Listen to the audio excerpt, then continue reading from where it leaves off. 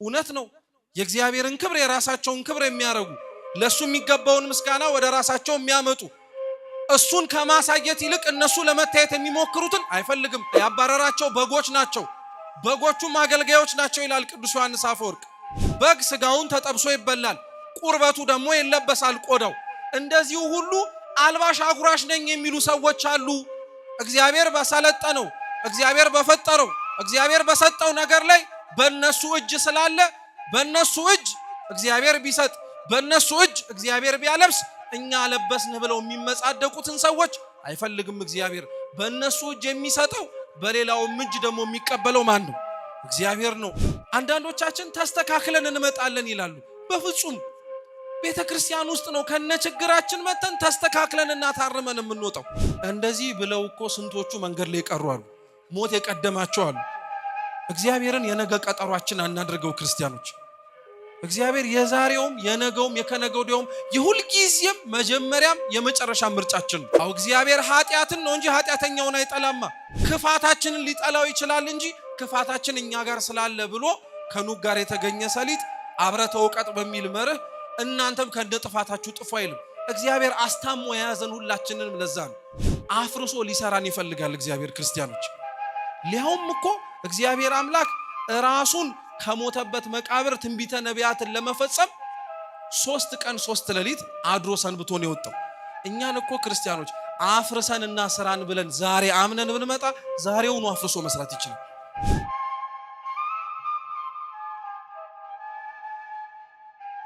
በሐዋርያው በቅዱስ ዮሐንስ ወንጌል ምዕራፍ 2 ከቁጥር 13 ጀምሮ ባለው ክፍለ ምንባብ መነሻነት የምንማር ይሆናል።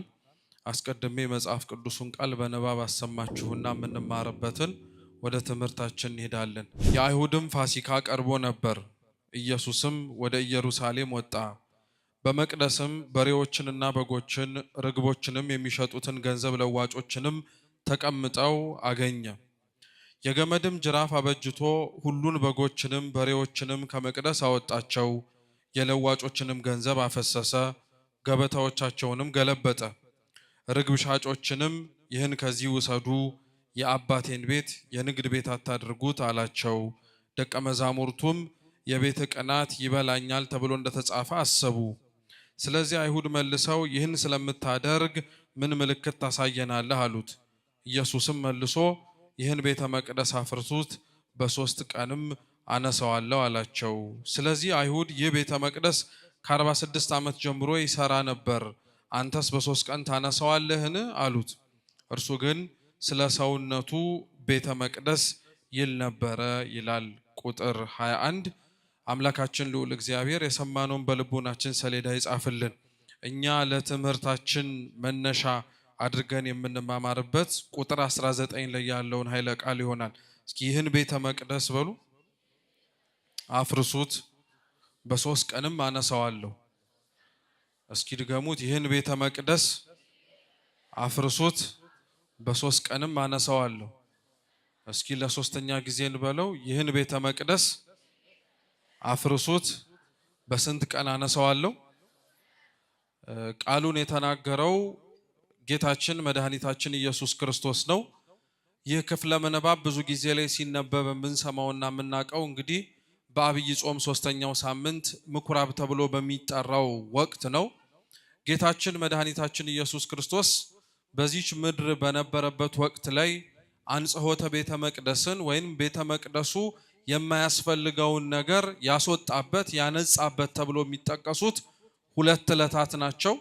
የመጀመሪያውና አንደኛው ይህ ሲሆን ሁለተኛው ደግሞ በበዓለ ሆሳዕና ጌታችን ኢየሱስ ክርስቶስ በአህያ ውርንጭላ ላይ ተጭኖ ወደ ኢየሩሳሌም ከገባ በኋላ ወደ ቤተ መቅደስ ገብቶ እንደዚሁ ሁሉ ሻጮችን ገንዘብ ለዋጮችን እንዳስወጣ ተጽፎ እናነባለን።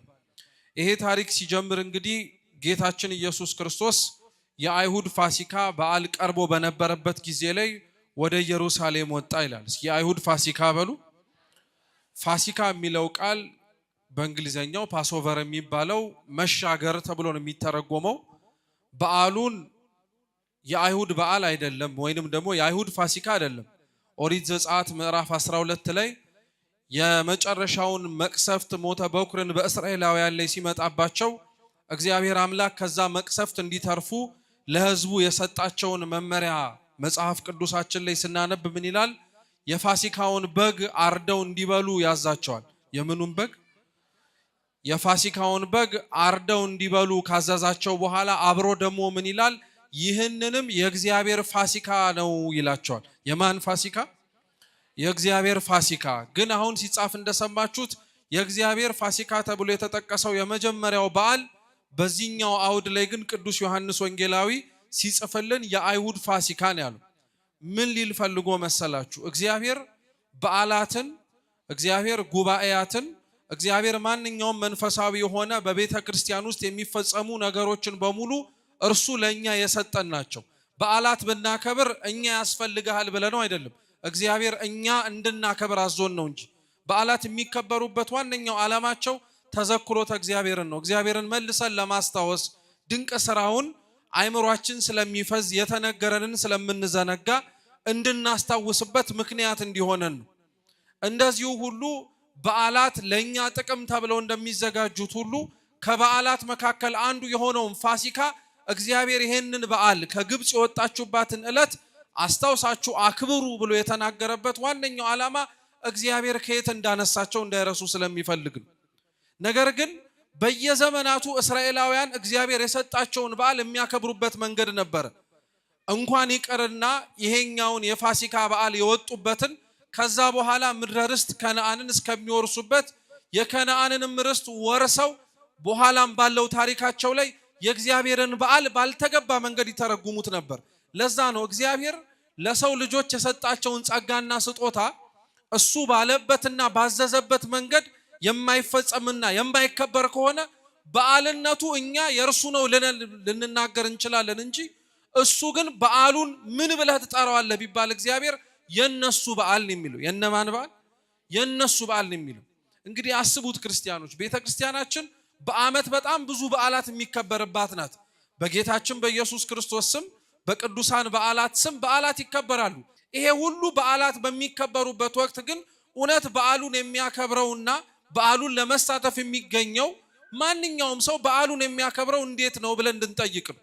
በዓሉ እግዚአብሔር እንዲከበርበት ታዞ እንደተጻፈው የሚከበር ከሆነ በዓሉን እኛ እናክብረው እንጂ የበዓሉ መጠሪያ ማን ነው ቢባል ይህ የእግዚአብሔር በዓል ነው የሚባለው። የማን በዓል? እኛ ደስ እንዳሰኘን እኛ ለስጋዊ ምኞታችንና እኛ ለስጋዊ ፍላጎቶቻችን እንደሚመቸን በዓሉን እናክብረው ግን ካልን በዓሉ ለኛ የእግዚአብሔር ይመስላል እንጂ እግዚአብሔር ራሱ ግን ይህ የማን በዓል ነው ቢባል ይሄ የኔ በዓል ነው ሳይሆን የሚለው ይሄ የነሱ በዓል ነው የሚለው። ለዛ ነው በዓሉ የራሱ ነው። ከግብጽ ሲወጡ አክብሩ ያላቸው ራሱ ነው። አርደው የበሉትንም በግ የናንተ ፋሲካ ሳይሆን የኔ ፋሲካ ነው ብሎ ነው የነገራቸው። ግን ባልተገባ መንገድ ያደርጉት ስለነበረ ይሄንን የአይሁድ ፋሲካ ብሎ ጠሩ እና ይሄ የአይሁድ ፋሲካ ተብሎ እነሱ ደስ ባሰኛቸው መልኩ በሚያከብሩበት በዓል ላይ ጌታችን ኢየሱስ ክርስቶስ ወደ ቤተ መቅደሱ ሄደ። እንግዲህ እንደ አይሁድ ሥርዓት ፋሲካን በሚያከብሩባቸው ዕለታትና ወቅታት ላይ ወደ የቤተ መቅደሱ እየገቡ መስዋዕት ያቀርቡ ነበር። የኦሪቱ መስዋዕት በየበዓላቱ የተለያየ መስዋዕት ነው። ለበዓለ ሰዊት ወይንም ደግሞ ለበዓለ 50 ሲመጡ የሚያቀርቡት ለእግዚአብሔር ስጦታና ፋሲካ ሲያቀርቡ ወይም ፋሲካ ሲያከብሩ የሚያመጡት ስጦታ ተመሳሳይ አይደለም፣ ይለያያል ሁሉ። አሁን የአይሁድ ፋሲካ ተብሎ በሚከበርበት በዚህ ዕለት ላይ ግን ጌታችን ኢየሱስ ክርስቶስ በዓሉ የሚከበርበት ወደ ቤተ መቅደሱ ሄደ። በዚህ ጊዜ ላይ ልብ ብላችሁ ስሙ። በአህያ ውርንጭላ ላይ አልተጫነም። ማንም አጋዥ አልፈለገም። ማንም የሚመራውም አልፈለገም። ቤተ መቅደሱን ጠንቅቆ ያውቀዋል፣ የራሱ ንብረትና የራሱ አካል ስለሆነ። ይሄ ቤተ ክርስቲያን የተሰበሰብንበት ክርስቲያኖች መገኛው በመሬት ላይ ቢሆን የተሰበሰብነው እኛ ብንሆን የሚመሩትም ሰዎች ቢሆኑም በጣም ስጋዊ በሆነው አይን ካልተመለከትነው በቀር ግን ይሄንን ነገር ተመልክተን አንድ ሰው ይሄ ቤት የሰው ቤት ነው ሊል አይችልም። ይሄ ቤት የእግዚአብሔር ቤት ነው። የማን ቤት ነው? የእግዚአብሔር ቤት ነው። ቤተ ክርስቲያን ለክርስቶስ አካሉ ናት የምትባለው ለዛ ነው። ረቂቅ በሆነው እኛ ልንመረምረው በማንችለው ህብረት ውስጥ ክርስቶስ ለቤተ ክርስቲያን ራሷ ነው።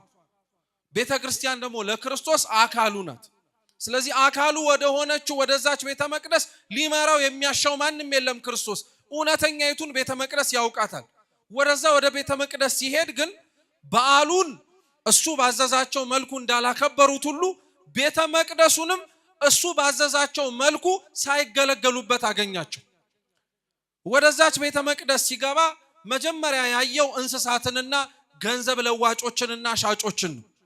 እንግዲህ በኦሪቱ ቤተ መቅደስ በሚሰዋው መስዋዕት ስርዓት መሰረት እነዚህ እንስሳት ቤተ መቅደሱ ዙሪያ ላይ መገኘታቸው ግዴታ ነው። የተገኙትን እንስሳት ቅዱስ ዮሐንስም ሌሎቹም ወንጌላውያን በየወንጌላቸው ሲጽፉ በትንሹ 3 እንስሳት እንደነበሩ ነግረውናል። እስኪ በሬ በሉ፣ በግ፣ ርግብ። እነዚህ 3 እንስሳት ነበሩ። እኒህ እንስሳት መኖራቸው ግዴታ ነው። ምክንያቱም መስዋዕት የሚያቀርበው ሰው መስዋዕቱን ለማቅረብ ሲመጣ ከዛ ወስዶ ከሚሸጥበት ቦታ ለእግዚአብሔር ቤተ መቅደስ የሚያስፈልገውን መስዋዕት ይዞ ነው የሚሄደው።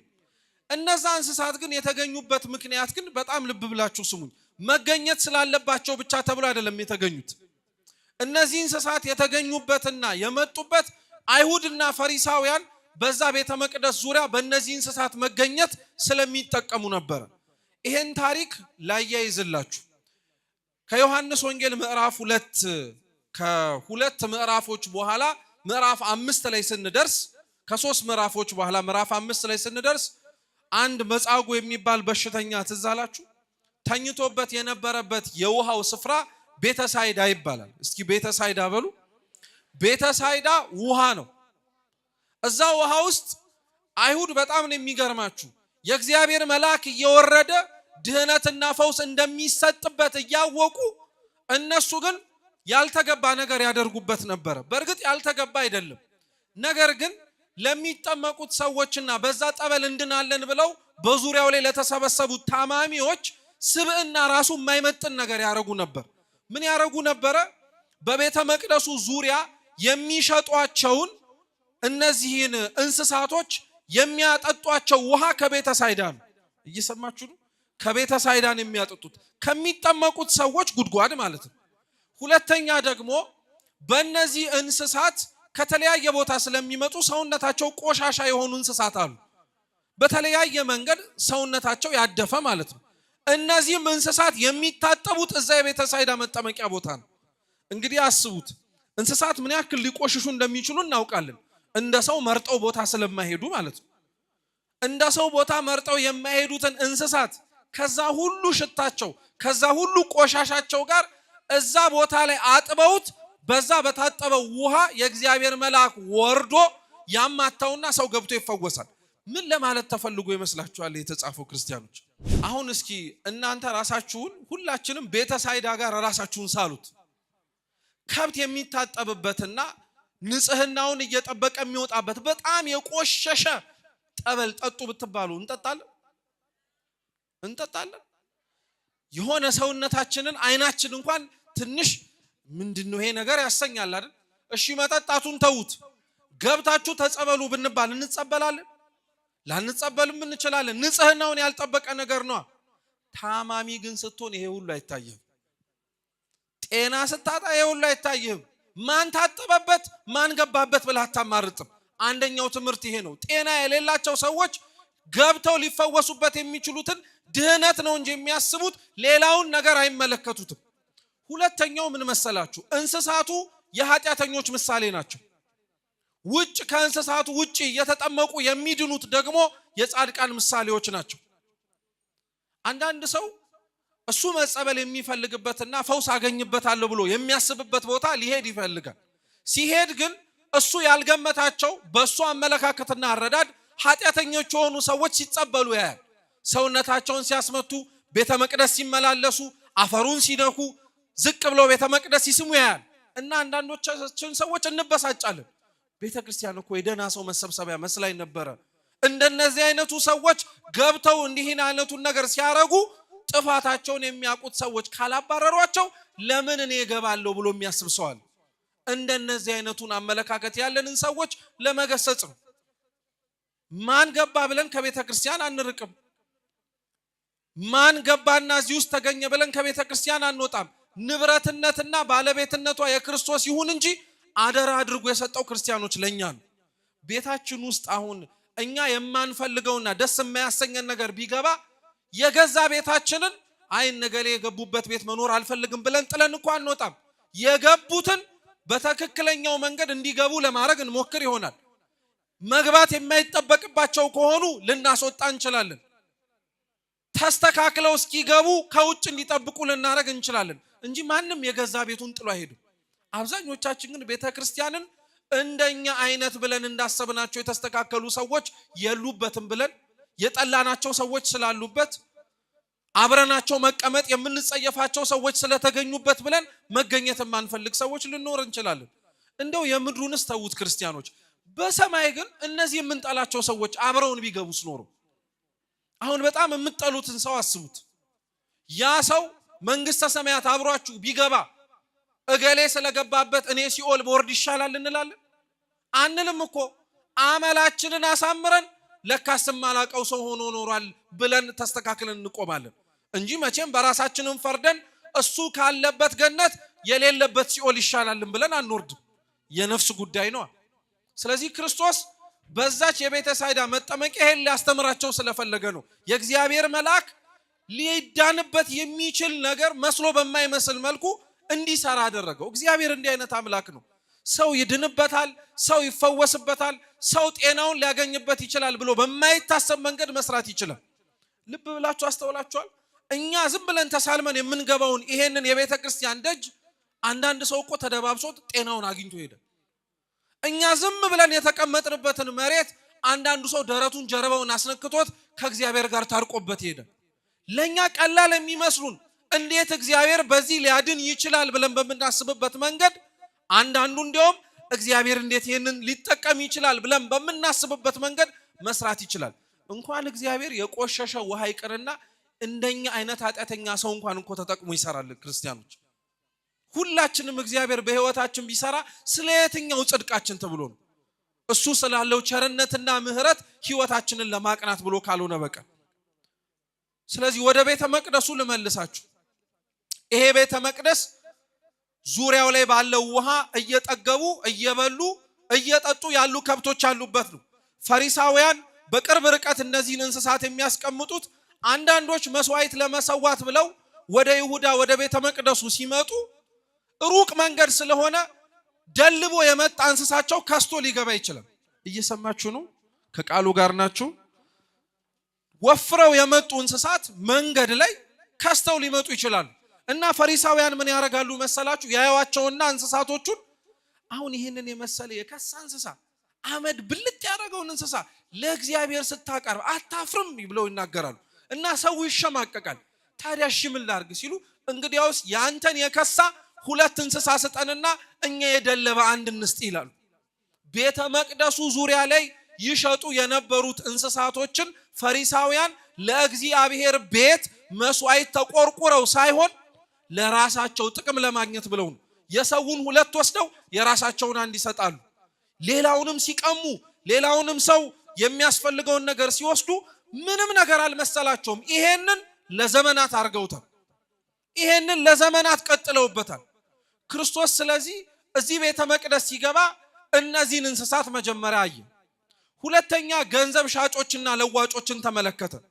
እንደዚሁ ሁሉ አንዳንዶች ደግሞ ለእግዚአብሔር መስዋዕት ለማቅረብ ብለው የተለያየ እንቁም ብርም ይዘው ይመጡ ነበር። እነዚሁ ፈሪሳውያን ታዲያ ምን ያደርጉ ነበረ? ለምሳሌ አንዱ ነጭ አልማዝ ይዞ ቢመጣ አይ ለእግዚአብሔር ክብር ነጭ አልማዝ አይመጥነውም፣ የኛ ቀይ አልማዝ አለ እሱን ውሰድና ያንተን ስጠን እያሉ የሰውን ብዙ እየወሰዱ የራሳቸውን ደግሞ ጥቂት እየወሰዱ ሀብት ያካብቱ ነበር። ስለዚህ ያ ቤተ መቅደስ እንዲጠብቁት አደራ በተሰጣቸውም ሰዎች ዙሪያው ላይ ያለው ነገር በሙሉ ሲመለከት ጌታችን ኢየሱስ ክርስቶስ ውስጡ ነደደበት፣ ውስጡ ተበሳጨ። ምክንያቱም ይሄን ቤተ መቅደስ ለዚህ ዓላማ አድርጎ አልነበረም መጀመሪያ የሰጠው። ስለዚህ ክርስቶስ ወደ ውስጥ ገባና ቤቴ የጸሎት ቤት ይባላል እንጂ የወንበዴዎች ዋሻ አይደለም ማለት። እርግጥ ነው አሁን እዚህ ውስጥ ቤቴ የጸሎት ቤት ይባላል እንጂ የወንበዴዎች ዋሻ አይደለም ሲባል አሁን እዚህ ውስጥ ያለነው ሰዎች ወንበዴ ሆነን አይደል የተሰበሰብነው? ነው ጸሎተኛ ሆነን ነው? ወንበዴዎች እኮ ሆነን የተሰበሰብነው። እቺ ቤተክርስቲያን በጣም ነው የሚገርመው። ወንበዴውንም ሰብስባለች፣ ሻጭ ለዋጩንም አስገብታለች፣ እንደ ኖህ መርከብ ሁሉን ነገር አስገብታለች። የኖህ መርከብ የምታስታውሷት ከሆነ ህዝቡ በሙሉ በማያይ በጥፋቷ ሊጠፋ ሲል ያልገባ እንስሳ አልነበረም። ጅቡም ገብቶበታል፣ አንበሳውም ገብቶበታል፣ አህያውም ገብቶበታል፣ ነብሩም ገብቶበታል። ምን ያልገባል? እቺ ቤተክርስቲያን እኮ ስንቶቻችንን እንደቻለችን። እንደ ጅብ የሚያግበሰብሰውም አለባት፣ እንደ ርግብ የዋህ የሆነም ሰው አለባት። እግዚአብሔር ይሄንን ሁሉ አይገርማችሁም? እንደ ኖህ መርከብ በተባለች ቤተክርስቲያን ውስጥ ሁሉን ሰብስቦ ይዟል። እሱ ግን ለጊዜው ነው። ክርስቲያኖች እዚች ቤተ መቅደስ ውስጥ ገብተን የምንወጣ ሰዎች ከኖህ መርከብ የተሻለ ቦታ ላይ እንደተገኘን ማወቅ አለብን። የኖህ መርከብ ያስገባቻትን ጅብ ስታስወጣም ጅብ አርጋን ያስወጣቻት፣ ያስገባችውን አንበሳ ስታወጣ አንበሳ አርጋን ያወጣቻት። እቺ ቤተ መቅደስ እኮ እንደ ጅብ በልተው የማይጠግቡት ሰዎች ሲገቡባት፣ ሲወጡ ግን ጸዋሚ ተሐራሚ ሆነው ነው የሚወጡት። እውነት እዚች ቤተክርስቲያን የሰበሰበን እግዚአብሔር ስሙ የተመሰገነ ይሁን። እውነት እንደዚህ አይነት ቦታ የት ይገኛል? ክርስቲያኖች ገብተን የምንለወጥበት ከነ ችግራችን መተን ችግራችንን አራግፈን የምንወጣበት ቤት ነው። ይሄንን ቤተ መቅደስ ግን እንደ ንጽህናው ግን አልተጠበቀም ነበር። ስለዚህ ክርስቶስ እነዚህን ውስጥ ያሉትን እንስሳት ጅራፍ አነሳና እያጮኸ ማስወጣት ጀመረ። ክርስቲያኖች ጥያቄ ልጠይቃችሁ። ክርስቶስ ጅራፉን አንስቶ ቤቴ ጸሎት ቤት ነው መባል ያለበት እንጂ የወንበዴዎች ዋሻ አይደለም ብሎ እየገረፈ ሲያስወጣ ያስወጣቸው እንስሳቱን ነው። እንስሳቱ ምን አጠፉ? ጥፋተኞቹ እነማን ናቸው? መልሱ እንጂ። ሰዎቹ እኮ ናቸው። እንስሳቶቹ መቼም እንሸጥ እንለወጥ ብለው አስበው አልመጡ። ምንም ያጠፉት ጥፋት እኮ የለም። ያመጧቸው ሰዎች ነበሩ ጥፋተኞቹ። እነሱ ነበረ መገረፍ የነበረባቸው። ክርስቶስ ግን እንደ ቸር አምላክ ነው። እንስሳቱን እየገረፈ አስወጣ። ጥፋተኞቹን ሰዎቹን ግን ዝም አስባለ። ምን ሊያስተምረን ፈልጎ ነው?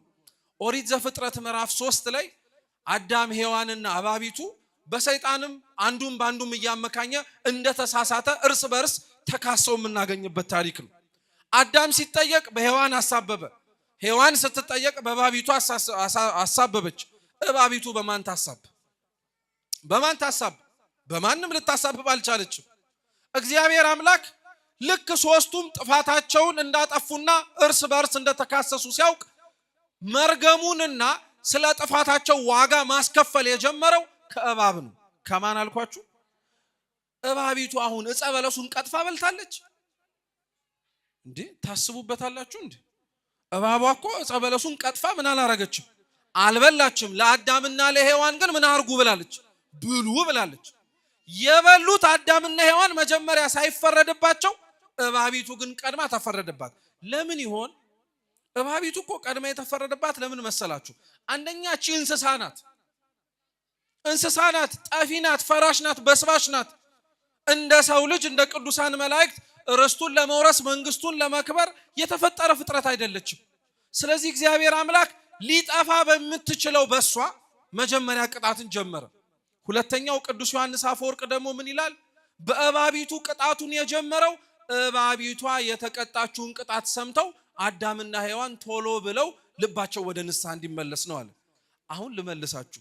ሰዎቹን ሳያባረር ክርስቶስ እንስሳቱን ያባረረው የቀሩት ሰዎች ልባቸው ወደ ምን እንዲመለስ ነው? መልሱ እንጂ። ወደ ንስሐ እንዲመለስ ነው። እንስሳቱን ጅራፍ አንስቶ ያጮኸ ሲያባራቸው አይተው እንዴ እኛም እኮ ልንወጣ እንችላለን ብለው እንዲያስቡ ነው። ሰው ሲወጣ እኛ የተቀመጥነው ሰዎች ጸንተን ለዘላለም የምንገኝ የሚመስላችሁ አላችሁ እንዴ? ክርስቲያኖች ወንጌል እኮ የሚለው ማንም የቆመ ቢመስለው እንዳይወድቅ ይጠንቀቅ ነው። ዛሬ የተቀመጠን እዚች ቤተ መቅደስ እኮ ነገ የት እንደምንገኝ እግዚአብሔር ነው የሚያውቀው። አንዳንዶቻችንም አናውቀዋለንም ጭምር። አሁን የተቀመጥንበት ወንበር ላይ ያለውን ሰውነታችንን ይሄ ጉባኤ ሲያልቅ የት ልናሳርፈው እንደመረጥን እኮ እናውቃለን። እግዚአብሔር በእንስሳቱ ቅጣቱን መጀመሪያ የጀመረው ውስጥ ያሉት ሰዎች ልባቸው ለንስሐ እንዲከፈት ነበር። እንስሳቱንስ አንስቶ ሲያባረራቸው ቅድም ያልኳችሁን ማለት ነው። ለምን አባረራቸው? መገኘት እኮ የሚጠበቅባቸው ናቸው። ቅድም ብያቸዋለሁ። እንስሳቱ ፈሪሳውያን ላልተገባ ዓላማ ጠርተው ያምጧቸው እንጂ መገኘት ይጠበቅባቸው ነበር። በሬውም መስዋዕት ነው፣ በጉም መስዋዕት ነው፣ ርግቡም መስዋዕት ነው። መስዋዕት እንዲሆን የሚያስፈልጉ ናቸው። ግን እነሱን አባረራቸው እና አንዳንድ ሰው እንደነዚህ አይነት መንፈሳዊ ጥቅሶችን ባልተገባ መንገድ ይተረጉሟል። ክርስቶስ ሻጮችን ለዋጮችን አንስቶ አባረረ ሲባልና ቤተ ክርስቲያን ዙሪያ ላይ ምንም ነገር መሰራት የለበትም ይላል። ልብ ብላችሁ ስሙ ክርስቲያኖች። ቤተ ክርስቲያን ዙሪያ ላይ ለቤተ ክርስቲያኗ አገልግሎት ሊያስፈልጉ የሚችሉ ነገሮች ልክ በሬው፣ በጉ፣ ርግቡ እንደነበረው ሁሉ በኦሪቱ ቤተ መቅደስ በሐዲስ ኪዳኑን ቤተ መቅደስ ሊኖር ግድ ነው። ጧፉ፣ ዕጣኑ፣ ዘቢቡ ቤተ ክርስቲያን አካባቢ ገዝተን ልናስገባው የምንችለው ነገር መኖር አለበት። ለዛ ነው ስርዓተ ቤተ ክርስቲያን ላይ እኮ በነገራችን ላይ ማንም ሰው ወደ ቤተ ክርስቲያን ሲገባ ባዶ እጁን መግባት አይችልም። ቤተ ክርስቲያን ሰርግ ቤት ናታ። ማንም እኮ ሰርግ ቤት ሲሄድ አሁን ለምዶብን ነው እንጂ እጅግራችንን ይዘን ዝም ብለን የምንገባው። ሰርግ ቤት እኮ ሰው ሲሄድ ባዶ እጁን አይሄድም። በገጠሪቷ የሀገራችን ስርዓት ላይ አንድ ሰው ድግስ ሲደግስ እንኳን አብረው ሌሎቹ ሰዎች ምን ያደርጋሉ? አያችሁ፣ ይሄ ስርዓት እኮ ነው ከድሮ ጀምሮ የነበረ። አሁን በዚሁ በከተማው ስለቀረ ነው እንጂ። ስለዚህ ይዞ መምጣት ግድ ነው። ሰርግ ቤት ናታ ቤተ ክርስቲያን። ማንም ባዶ እጁን መምጣት አይጠበቅበትም። እንደው ልንሰጠው የምንችለው ምንም ነገር ባይኖረን ክርስቲያኖች ንጹህ ልብ ለእግዚአብሔር ይዘንለት እንምጣ። መዝሙር 50 ላይ ልበ አምላክ ቅዱስ ዳዊት ይሄን ያለ የሚለው መስዋዕትንስ ብትወድ በሰጠው ነበር፣ ግን የሚቃጠለው መስዋዕት አንተን ደስ አያሰኝም። ለእግዚአብሔር መስዋዕቱ የተሰበረ ምንድነው አለ? ልብ ነው አለ። እውነት እግዚአብሔር የተሰበረ ልብ ይዘን ለመምጣት ሁላችንን ይፍቀድልን። እሱ ነው ዋነኛውና የሚያስፈልገው የነበረው። ያ ግን ሲባል ሌላው ይቅር ለማለት አይደለም። ስለዚህ ዙሪያው ላይ የነበሩት ነገሮች መኖራቸው ግድ ነው። ግን በእንስሳቱ አምሳል ከዛ ቤተ መቅደስ ተገርፈው እንዲወጡ የፈለጋቸው ነገሮች ስላሉ በሬው ሊቃውንተ ቤተ ክርስቲያን በተለያየ መንገድ ይተረጉሙታል። የመጀመሪያው ግን በሬ የሚባሉት ሐዋርያት ናቸው። ምኖች አልኳችሁ? ቅዱስ ጳውሎስ የአንደኛ ቆሮንቶስ መልእክቱ ላይ ሲያስተምር ምን ይላል? የሚያበራየውን በሬ ከመብላት አትከልክለው ይላል። ማበራየት ታውቃላችሁ አይደለ? ስንዴውን ከገለባው ከምንለይባቸው የግብርና መንገዶች መካከል አንዱ ነው እና የሚደክመውን የሚሰራውን በሬውን የሰራበትን የድካሙን ዋጋ አልሰጥህም ብለህ አትከልክለው ለማለት ነው። እና ምን ለማለት ተፈልጎ ነው እንዴ? በሬ ከቤተ ክርስቲያን ወጣ፣ በሬው ሐዋርያት ከሆኑ አገልጋዮች ከሆኑ እንዴት ነው እነሱን ከቤተ ክርስቲያን እግዚአብሔር የሚያባራቸው ተብሎ ከተጠየቀ ቅዱስ ዮሐንስ አፈወርቅ እንዲላል፣ በሬ ሊያርስበት የተሰማራበት እርሻ ላይ ሲያርስ ከሚያርሰው ሰው አንጻር ሲነጻጸር በሬው ይገስፋል አይገስፍም? እንዴ ከበሬውና ከሰው የሚተልቀው የትኛው? አንድ በሬ አለም ሁለት በሬ ነው አይደለ ጠምዶ የሚያርሰው። ሁለት በሬ ጠምዶ ሲያርስ ከሩቅ ለሚያየውና በቅርብ ርቀትም ሆኖ ለመመልከት ለሚፈልግ ሰው ቶሎ ብሎ መጀመሪያ የሚያየው ምኑን? በሬውን ያይና ከዛ ምኑን ያያል? በሬው አሁን ለምሳሌ ያ ሰው ሲያየው አይቶ ውይ እኔን እኮ ማየት አይጠበቅብህም አራሹ እኮ እሱ ነው ብሎ መንገድ ያመላክታል? በሬው ምን ማድረግ ብቻ ነው የሚያውቀው? ማረስ ብቻ ነው። ከታየም ደግሞ መታየት ነው። እና ቅዱስ ዮሐንስ አፈወርቅ ምን ይላል? አንዳንድ አገልጋዮች ይላል እንደ በሬ ሆነው የሚያርሰውንና ዘሩን የሚዘራውን ክርስቶስ ላለማሳየት የሚጋርዱ አሉ አለ። እንደነዚህ አይነቱን አገልጋዮች እንዲህ አይነቱን ክርስቲያኖች እግዚአብሔር አይፈልግም አለ። እውነት ነው። የእግዚአብሔርን ክብር የራሳቸውን ክብር የሚያረጉ ለሱ የሚገባውን ምስጋና ወደ ራሳቸው የሚያመጡ እሱን ከማሳየት ይልቅ እነሱ ለመታየት የሚሞክሩትን አይፈልግም። እንደነዚህ አይነቱን በሬዎች እግዚአብሔር ያባራል። ሁለተኛ ያባረራቸው በጎች ናቸው። በጎቹም አገልጋዮች ናቸው ይላል ቅዱስ ዮሐንስ አፈወርቅ። በግ በተለየ መልኩ በሬም እንደዚሁ ቢደረግም ግን የበጉ ስለሚበልጥ ነው። በግ ስጋውን ተጠብሶ ይበላል፣ ቁርበቱ ደግሞ ይለበሳል ቆዳው። እንደዚሁ ሁሉ አልባሽ አጉራሽ ነኝ የሚሉ ሰዎች አሉ።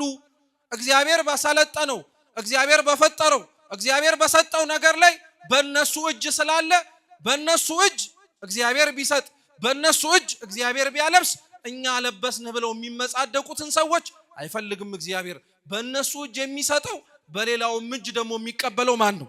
እግዚአብሔር ነው። እንደነዚህ አይነቱን እንደ በግ ሰዎች አይፈልግም ማለት። ቀጠለ ቅዱስ ዮሐንስ አፈወርቅ ርግቦቹም አሁንም አገልጋዮች ናቸው አለ። ያለንበት ዘመን ተሻግረነው መተናል እንጂ ከተወሰኑ ሳምንታት በፊት ከ15 ቀን በፊት እንደምታውቁት ባለ ጰራቅሊጦስ ያከበርንበት ነው። መንፈስ ቅዱስ አንዱ ከሚገለጥባቸው መንገዶች መካከል በርግብ አምሳል ነው። በምን አምሳል? በርግብ አምሳል እና ቅዱስ ዮሐንስ አፈወርቅ ምን ይላል? ርግቦችንም ያባረራቸው አንዳንዶች ደግሞ ጻዳ የሆነውን የእግዚአብሔር መንፈስ ቅዱስን ጸጋ ልክ እንደ ስምዖን መሰሪ በገንዘብ ካልገዛ ነው ብለው የሚመጡ ሰዎች አሉ። በገንዘብም እንሽጥላችሁ ብለው ደግሞ የሚደራደሩም አሉ። እንደነዚህ አይነቱንም አገልጋዮች እግዚአብሔር አይፈልግም፣ ሊያባር ነው አለ። ልብ ብላችሁ ስሙ።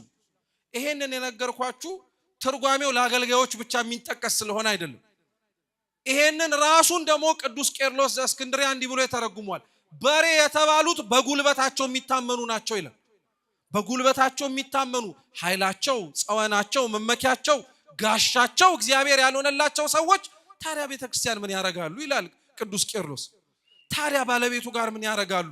እግዚአብሔር ጋር እኮ ሰው ሲጠጋ ሁሉን ጥሎ ነው መምጣት አለበት። ጉልበት ካለው እግዚአብሔር ጋር ሲመጣ ጉልበቱን ጥሎ ነው።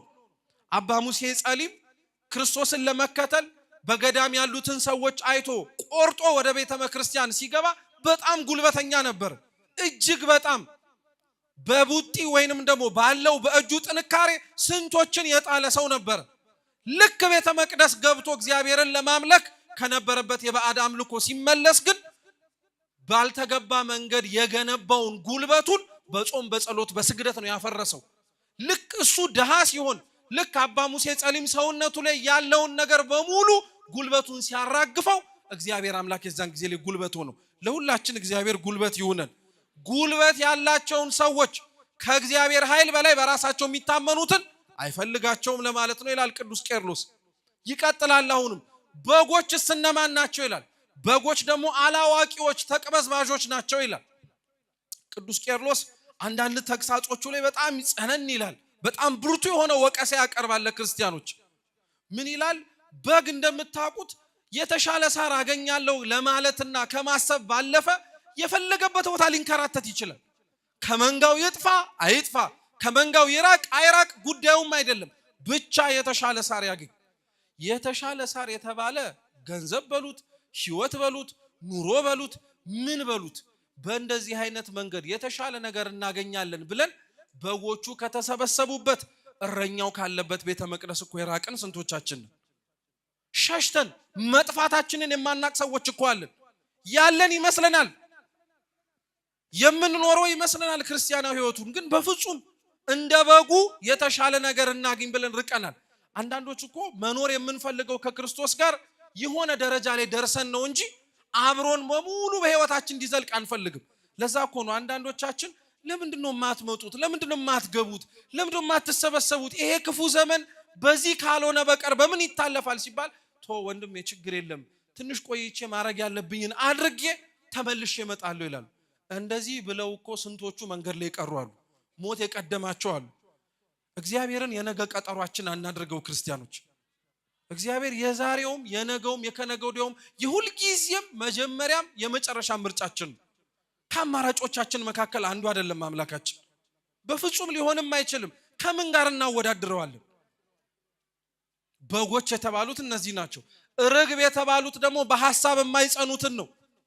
ርግብ የምትበላውን ነገር ለማግኘት እዛም ጋር ጥሬ ካገኘች ወደዛ ወደዚህ ትላለች። ቅዱስ ቄርሎስ እንዲህ ይላል፣ የሚበሉትን የሚጠጡትን ለሐሳባቸው ጥጋብና እርካታ የሚያመጣላቸውን ነገር ለማግኘት ሲሉ ሐሳባቸው አንዴ እዚህ አንዴ እዛ፣ አንዴ መንፈሳዊ አንዴ ዓለማዊ፣ አንዴ ስጋዊ አንዴ መንፈሳዊ የሚሆኑትን ሰዎች እግዚአብሔር አይፈልግም ይላል።